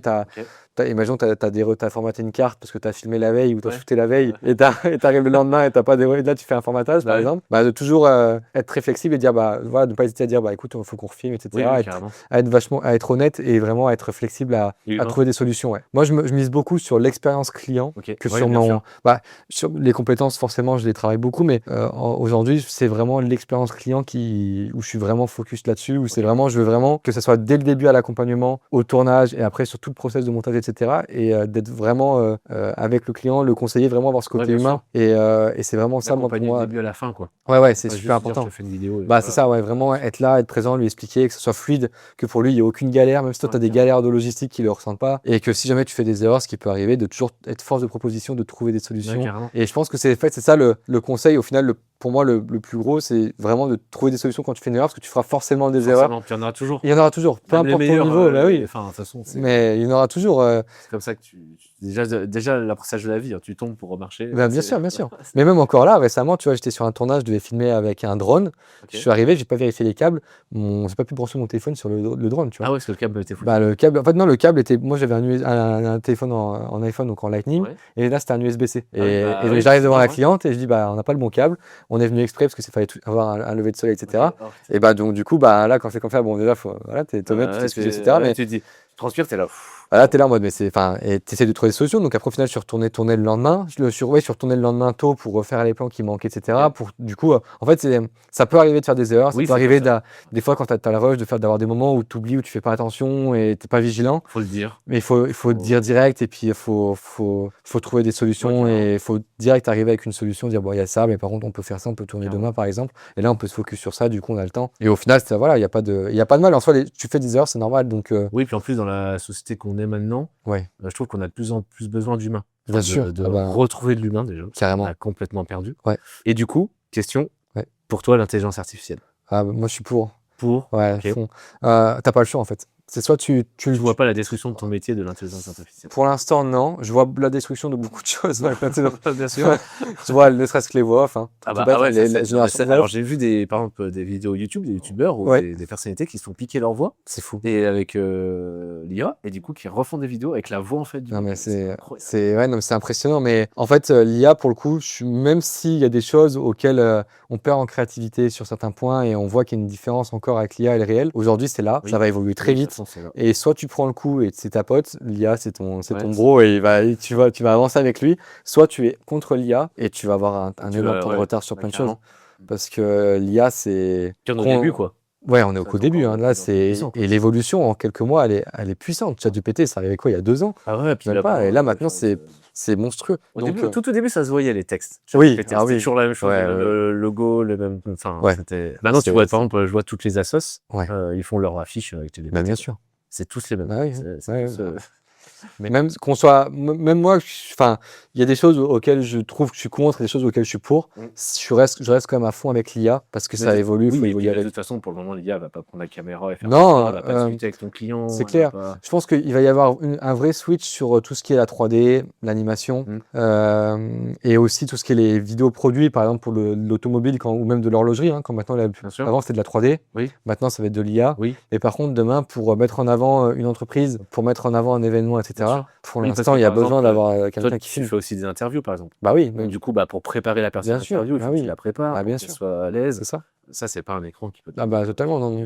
En fait, il faut le prendre comme les outils. C'est ça, c'est des outils. C'est des outils qui sont là pour nous aider. Faut le voir. Moi, je le vois vraiment comme une aide. Après, c'est sûr, ça fait peur quand tu vois à la vitesse où ça va et quand tu vois, par exemple, pour les voix off. Bien sûr, mais ça fait peur comme le numérique en photo. Bien sûr. De toute façon, tout ce qui est nouveau, ça fait peur. Ça, c'est sûr. C'est juste que là, j'ai l'impression que ça arrive assez de manière agressive et ça prend beaucoup de place d'un coup. Mais faut le voir positivement. Enfin, pour moi, il n'y a pas le choix, de toute façon. C'est soit c'est là et tu fais avec, soit tu prends pas le coche et par contre, tu as du retard et ton entreprise, elle ne suit pas après. Parce qu'après, parce que tu as des gens qui vont être 3 fois plus productifs avec l'IA. Bien sûr. Et toi, tu vas être encore Donc après, à voir. Après, je pense que l'IA va aussi renforcer les métiers humains, comme tu disais, le côté humain, etc. Tout ce qui est les métiers artisanat, etc., ça va exploser. Ça, ça c'est sûr. Encore plus que maintenant, les gens vont vouloir de la table faite par un menuisier ou des meubles faits par un menuisier que du Ikea ou des choses comme ça. Ça, c'est des choses qui vont revenir. Les gens, maintenant, ils vont vouloir de plus en plus de... Mais en tout cas, pour nos métiers, c'est sûr qu'il y a des choses qui changent maintenant et qui vont continuer de changer. Même sur le montage, des choses comme ça. Même les vidéos YouTube générées par IA, ça commence à stopper sur YouTube. À mettre un frein, mettre un frein parce que c'est une chaîne, 50 000 abonnés d'un coup, et du coup... c'est clair. Et là, il y a la question de est-ce que lui, il est légitime à recevoir de l'argent, de la monétisation, alors que c'est full IA. C'est ça, c'est un débat. Alors, c'est un débat. Après, c'est pour ça que je pense que YouTube bloque un peu le truc, parce qu'ils ne veulent pas pénaliser des créateurs qui se donnent les moyens, etc. Bien sûr, ça va commencer à. Donc non, dans l'IA, je pense que le plus gros sujet, c'est ça, c'est la création d'images. Ouais. Parce que pour créer ces images, il faut forcément piocher quelque part. Donc c'est ça le plus gros sujet pour bien sûr, ouais. qui fait Bah, totalement, ouais. Puis surtout maintenant, on peut faire tout ce qu'on veut, quoi. Maintenant, même légalement, tu vois, maintenant une preuve vidéo, ce sera peut-être même plus une preuve que tu pourras utiliser, parce qu'en fait maintenant tu pourras générer une vidéo d'une caméra de surveillance ou quoi, ouais. Mais il va y avoir plein de dérives comme ça, des gens qui vont jouer, je pense qu'il y en a déjà d'ailleurs, mais des gens qui vont jouer sur des vidéos de caméra de surveillance, qui vont générer, qui vont faire gratter l'assurance, ou ce comme ça. Enfin, tu vois, il y a déjà des dérives comme ça. Non mais, ouais, non mais. C'est pour ça, je pense qu'à mon avis, ouais, ça va falloir se méfier, les arnaques aussi au téléphone. Ah bah ça, ouais. Bah ça déjà, on en a. Ah bon, on en a beaucoup, hein. Ouais. On en a beaucoup, hein. Donc tout ça, ça va être, ouais, il va y avoir va falloir être assez méfiant sur tout ça. Ça, par contre, c'est le mauvais point. Okay. Mais toute nouveauté a son côté positif, a son côté négatif. C'est juste que là, le négatif, c'est vrai que moi, j'ai l'impression que vraiment là, ça arrive de manière très agressive par rapport à d'autres nouveautés. Après, encore une fois, peut-être qu'à l'arrivée d'Internet, c'était le gros truc qui arrivait d'un coup aussi, et tout le monde était en panique, et t'avais ceux qui le voyaient bien, qui ont explosé, et ceux qui le voyaient pas bien. Fini, tu vois. C'est pour ça que l'IA, je suis vachement comme ça à me dire faut le prendre le coche parce que de toute façon c'est là. De toute façon tu vas pas l'arrêter, c'est là, ça a été fait. Je sais même pas si on peut vraiment l'arrêter maintenant. On en est. Donc c'est comme quand ils ont lancé, j'avais vu par exemple Google, Facebook, des algorithmes. Ouais. Mais même eux ils savent même plus l'algorithme. Ouais. C'est ouf. C'est lancé quoi. J'avais vu passer ça aussi, ouais, où ils disaient qu'ils même des fois ils comprenaient pas. Ok. Donc c'est fou. Donc du coup, après pour clôturer cette vidéo ou podcast, on va juste du coup dire à ceux qui nous regardent, par exemple les plus jeunes, que c'est possible. Ouais. Que c'est possible de vivre de la vidéo. Ouais. C'est possible de vivre de tes rêves. Ouais. Ah bah carrément. En fait, peu importe aujourd'hui l'orientation que tu as ou si tu as fait une erreur d'orientation, parce que moi c'était mon cas. Carrément, ouais. Et en fait, tu as toujours moyen aujourd'hui. Tu as tellement de ressources aujourd'hui sur Internet et tu as tellement même toi, de ressources où pour pas trop cher, tu peux avoir un petit truc pour t'exercer, etc. Que, faut se donner les moyens. Si t'es passionné, de toute façon, tu auras l'envie de te lancer. Il y a pas même si un secteur, on te dit, bah non, qu'est-ce que tu vas faire là-dessus? Il y a pas de boulot, machin, c'est pas un vrai travail. Ah oui, bah ça, en fait, si. Ou alors, c'est quand tu te lances, c'est pas un vrai boulot, il y en a déjà plein, puis quand tu marches, tu es toujours sûr que tu allais marcher. C'est ça, non mais, mais ça, c'est un classique. Non mais ça c'est un classique. Mais moi le nombre de clients que j'ai démarché à l'époque étaient réticents et maintenant avec qui je bosse, et ça se passe très bien, ils sont en mode et maintenant la vidéo ça devient ancré dans leur à l'année, ils font régulièrement de la vidéo, mais laisse tomber. Donc non pour le coup faut y aller à fond et en fait faut y croire, c'est tout. Moi c'est en fait s'il y a un mot, faut y croire et même si des fois moi il y a des fois où je suis en mode comment ça va évoluer, etc. Bien sûr. Mais il faut toujours être en mode faut croire en ce qu'on fait. Et puis la vie d'entrepreneur, c'est des hauts et des bas tout le temps. T'es bipolaire, j'ai tout lâché. Ah bien sûr. T'es bipolaire, clairement. On a des bipolaires. C'est sûr. Donc là, on va arriver à la conclusion de la vidéo et surtout les conseils que tu donnes en tant que vidéaste. Ouais. Et aussi les domaines de vidéaste, c'est-à-dire que tu peux faire que la vidéo, que du montage aussi. Oui. Merci Emma c'est Emma qui me monte les vidéos, qui est monteuse, professionnelle du coup. C'est que ça. Ouais. Voilà. Tu peux être ingé son aussi. Oui. C'est très large après. Ouais. Donc voilà, en fait, il y a beaucoup de métiers dans le milieu inconnus et que on peut. Clairement. Vivre et puis on peut trade. Bien sûr, de toute façon, la vidéo, il y a beaucoup de choses. Il y a le métier, pour le coup, nous, le métier de vidéaste, il est très hybride parce que du coup, on va gérer et le son et la lumière, etc. Mais en effet, dans des prods qui sont plus, ou même dans des projets vidéo pour des pubs, etc., qui sont beaucoup plus poussés, en effet, tu vas avoir la personne qui apprend le son, tu vas avoir le directeur de photographie, tu vas avoir un réalisateur, tu vas avoir du coup les différents cadreurs. Oui, parce qu'on n'est pas obligé aussi de se mettre à son compte, par exemple. Oui, on bien peut sûr. se faire embaucher. Bien sûr, sans souci. Il y a des agences qui recherchent des cadreurs, etc. Après, c'est bien d'être polyvalent. Je pense que c'est un bon point d'avoir cette polyvalence tournage, montage. Mais par contre, on peut se spécialiser que dans le montage vidéo, le motion design. Il y a peut-être plus dur de se spécialiser que de la prise de vue. Que du cadrage, je pense que c'est plus compliqué pour le coup. Ça se fait parce que je pense que si tu as un externe qui bosse avec des agences, sous-traite et qui t'appelle juste pour aller sur des tournages, après tu donnes tes rushs, ça arrive. Mais oui, je pense que c'est bien d'arriver à maîtriser le montage. Mais en tout cas, après, il y a plein de aujourd'hui, la vidéo, c'est très large. De toute façon, il y a plein de métiers qui existent avec la vidéo qui sont variés parce que nous, au final, on fait un métier qui est très hybride parce que la demande fait qu'on ne pourrait pas arriver avec des grosses prods sur des entreprises qui, des fois, ont des besoins de vidéo, mais pas non plus à mettre des gros budgets énormes, c'est pas nécessaire. Mais dans des prods plus pour de la série, parce qu'il y a ça aussi. Il y a aujourd'hui, les séries, ça explose. Les séries, les films, etc. Bien sûr, tu peux retourner tellement de choses, en fait. C'est ça. Donc, les gens peuvent très bien s'orienter derrière vers des métiers dans du cinéma, dans des séries. Ouais, carrément. Où là, du coup, en effet, tu as un poste et tu fais que ça. Donc, tu es cadreur, tu que cadreur. Ou tu es ingé son, tu es que ingé son. Tu vas être avec la perche. Tu finis réel après. Et après, ouais, tu peux évoluer après. Mais en tout cas, ouais, là, pour le coup, c'est vraiment des métiers où tu as un poste et tu. Voilà. Mais de toute façon, c'est des métiers, moi ça me passionne, donc c'est sûr, mais il y a tellement de choses à faire. Il faut être passionné aussi. Il faut être passionné, par contre. Faut vraiment, c'est des métiers passion. Hein. Pas, même que ce soit l'ingé son, que ce soit le cadreur, le réal, enfin, faut vraiment être passionné. Puis après, il y a le montage aussi. Ah, bien sûr. Le montage, parce que le montage, on dit tu peux être que monteur vidéo, mais en fait, si tu bosses, par exemple, dans le cadre de cinéma, de fiction ou de série, tu peux être la personne qui va dérocher, tu peux être la personne qui va gérer ce qu'on appelle les SFX, donc c'est le sound design, tu peux être la personne qui va gérer l'étalonnage, donc les couleurs, etc. C'est un métier à part entière, ça, l'étalonnage. La personne qui va faire les crédits, parce que tu as une personne qui peut être dédiée à faire les crédits à la fin, les sous-titres. Donc ça peut être très vaste, les voix, les doublages aussi. Toi, tu fais tout ça en fait. Nous, on fait tout ça. Après, c'est plus condensé parce qu'on va aller chercher moins que. Alors, encore maintenant, on arrive à avoir des résultats avec le matal qui évolue, etc., qui sont quand même très quali. Mais aujourd'hui, nous, on peut à nous-mêmes, par exemple, là, la monteuse vidéo qui fait que ça, elle peut du coup gérer toutes ces étapes de dérochage, d'assembler les plans, de mettre la musique, de faire l'étalonnage, etc. Maintenant, on peut. C'est pour ça que la vidéo, c'est ça qui est le métier de vidéaste, c'est très large parce que tu peux être soit très hybride à faire tout ça, parce que moi, au final, je commence dès l'accompagnement au tournage, au montage, etc., avec toutes ces étapes, ou sinon être vraiment sur un seul domaine, soit tu es juste à l'étalonnage, soit tu es juste à ça, et par contre, tu bosses pour des séries, pour du cinéma, où là, c'est encore un autre level et c'est super intéressant. Mais c'est une autre façon de faire. Là, ça n'a rien à voir, même moi, ce que je vois en tant que vidéaste sur le terrain, si demain tu me mets dans de la série, etc., ça n'a rien à voir. J'ai été sur des tournages justement de séries, des choses comme ça, pour voir. C'est rien à voir.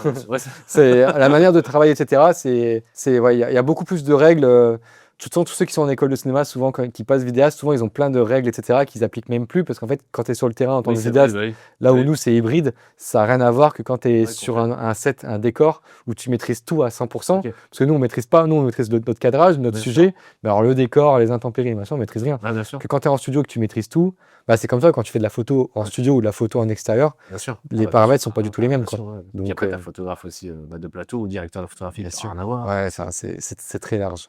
Très large. Mais bon, c'est des métiers, on peut en vivre si. Pas besoin de diplôme. Je pense que dans certains, ça peut aider, mais au final, tu vois, maintenant, moi, j'ai de l'expérience et je peux avoir des fois des places dans des trucs où on pourrait penser qu'il y a un diplôme. Donc, j'ai pas envie de dire qu'il faut pas faire de diplôme, etc. Si demain, vous avez la chance de faire une école de cinéma, faut la faire. Si vous savez que vous voulez faire ça, faites-la. Moi, l'erreur, c'est que je savais pas. Mais si vous savez que vous voulez le faire. Dit non plus. Oui, maintenant, c'est ça. Ça existe, quoi. Non, c'est clair. Donc, mais si vous le savez, allez là-dedans. Dans tous les cas, ça vous servira. Et puis, vous serez passionné en plus de ce que vous étudiez en plus en parallèle. Mais par contre, si vous l'avez pas fait et que vous êtes comme moi en mode autodidacte, la passion vous formera, tout simplement. C'est ça au final. Et puis la richesse d'Internet pour trouver ça. Ouais, maintenant, c'est ça, exactement. Merci beaucoup, Kylian. Merci à toi, c'était super sympa. J'étais ravi de te recevoir. Avec grand plaisir. C'était vraiment super intéressant. Carrément. C'était fun aussi, on a bien rigolé, on a parlé de tout sujet. J'espère que vous avez apprécié. En tout cas, disponible sur YouTube ou en podcast, sur toutes les plateformes. Et n'hésitez pas, si vous voulez entendre d'autres histoires, d'autres métiers, si vous voulez plein de choses, n'hésitez pas à vous abonner, à liker, à partager. Et si vous avez une histoire incroyable, n'hésitez pas à nous écrire à Romain raconte l'histoire @gmail.com. Merci, salut.